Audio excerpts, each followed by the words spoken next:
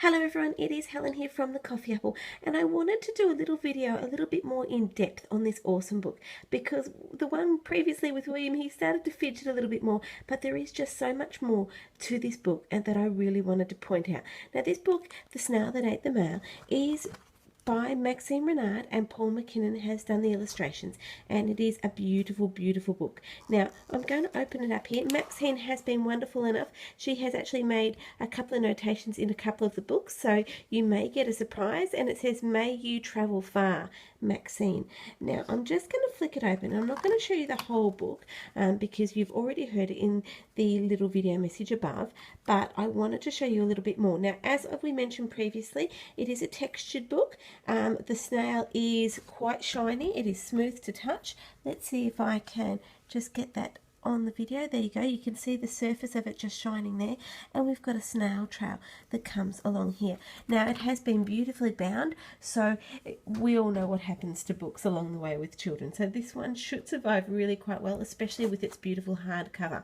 Now I'm going to flick over here because I want to talk a little bit about what they've actually got on each page. Now each page shows the map of the country that the postcard is coming from. It also shows some icons. So we've got the koi fish up here, and we've got the geisha down here. There are also the flags for each country. So it talks about specific areas as well as a location. So up here we've got Mount Fuji.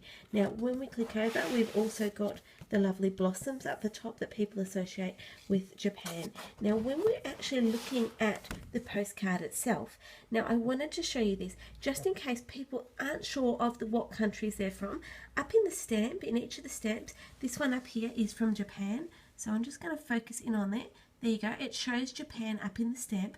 It also shows the correct way for children or anyone to address letters. So it talks about their names, the address, and where it's going to, and so forth.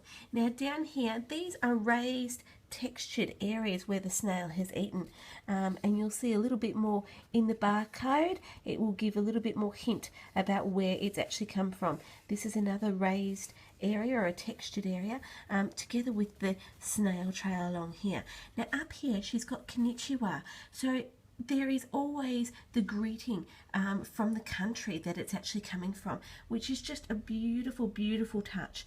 Now interestingly enough, the way she's written it, it's helping kids learn about tense. So we're talking yesterday, today and tomorrow, which is something that some kids really struggle to grasp. And this is just a lovely, fun way to really work on them learning their tense. Now, over here a little bit more, we are also talking about alliteration, which is basically repeating the same over and over. They didn't know from where, they didn't know from or from whom, because the snail ate the mail.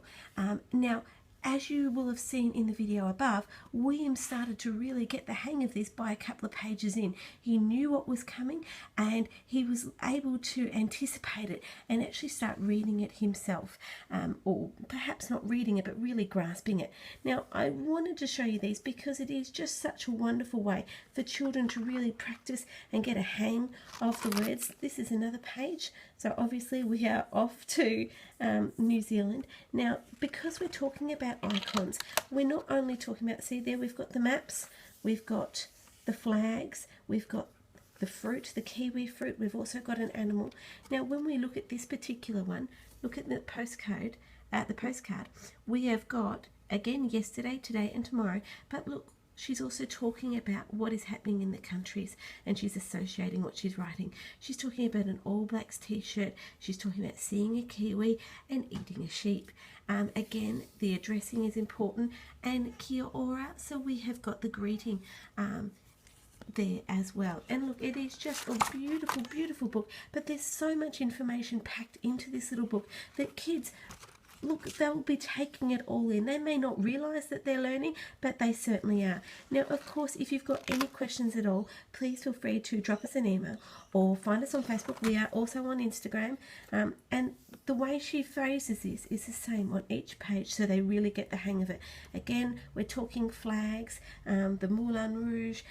This is stuff that you know, parents will also understand and they'll associate with their travels, and they'll be able to talk to their kids about these different destinations.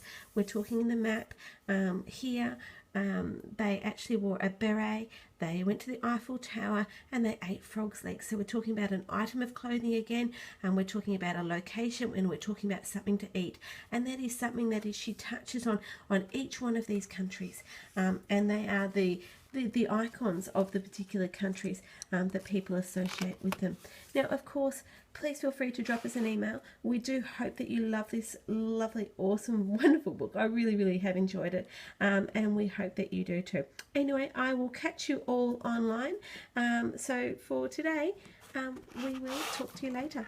Bye.